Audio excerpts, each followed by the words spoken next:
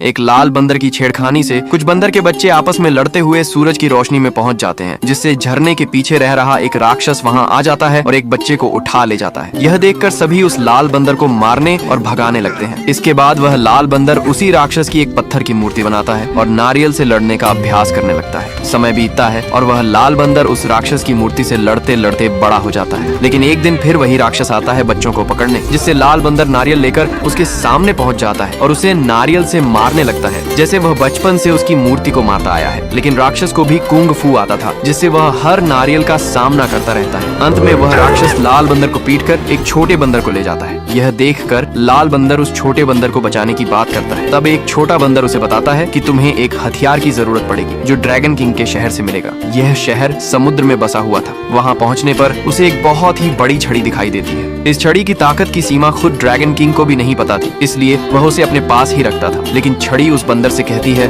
मैं तुम्हारा ही इंतजार कर रहा था। 5 मिनट से 5000 सालों से।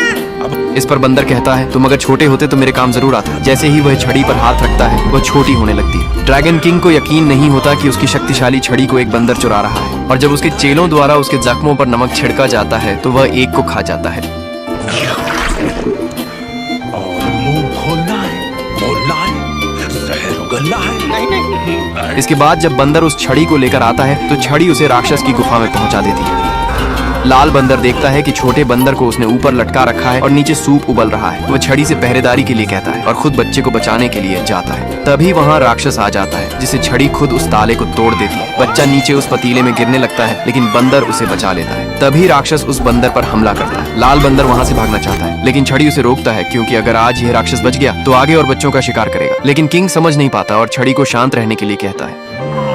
इसके बाद जब लाल बंदर पिटने लगता है, तब वह छड़ी से मदद मांगता है। छड़ी उसे बचाने लगती है। अब बंदर को भी समझ आ जाता है कि राक्षस को हराना ही होगा, तभी सब बच्चे सुरक्षित रहेंगे। वह डेथ मोड ऑन करता है और ऐसा शॉट मारता है जिससे राक्षस सीधे स्वर्गलोक पहुंच जाता है।